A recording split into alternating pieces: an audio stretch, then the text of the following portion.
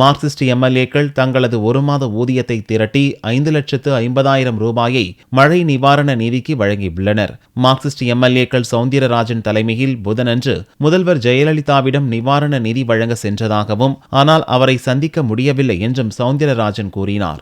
வெள்ள நிவாரண கணக்கெடுப்பின் போது ஆளுங்கட்சியினரின் ஆதிக்கம் உள்ளது என்றும் அவர் புகார் தெரிவித்தார். ஆளுங்கட்சியை சார்ந்தவர்கள் அவர்கள் ஏதோ இந்த கணக்கெடுப்பை அவர்கள்தான் செய்வதைப் போல அந்த அதிகாரிகள் அந்த கணக்கெடுப்பவர்களுக்கு முன்னாலே வருவதும், பிறகு வீடு வீடாக சென்று அவர்கள் ஒரு படம் காட்டுவதும் இது ஒரு பக்கம் நடந்து கொண்டிருக்கிறது. தேர்ந்தெடுக்கப்பட்ட உறுப்பினர் என்கிற முறையில் என்னிடம் ஒரு புகார் வருகிற போது அந்த புகார் குறித்து தாசில்தாரிடமோ அல்லது சம்பந்தப்பட்ட டிஆரிடமோ, சென்னையை பொறுத்தவரையில் மாவட்டங்களிலே அது வேறு அதிகாரி, அவர்களிடம் நாங்கள் முறையிடுகிற போது என்னவென்று பார்க்கலாம், போகலாம், வரலாம் என்றுதான் பதில் வருகிறதே தவிர அதில் முறையான அக்கறை அவர்கள் செலுத்தவில்லை.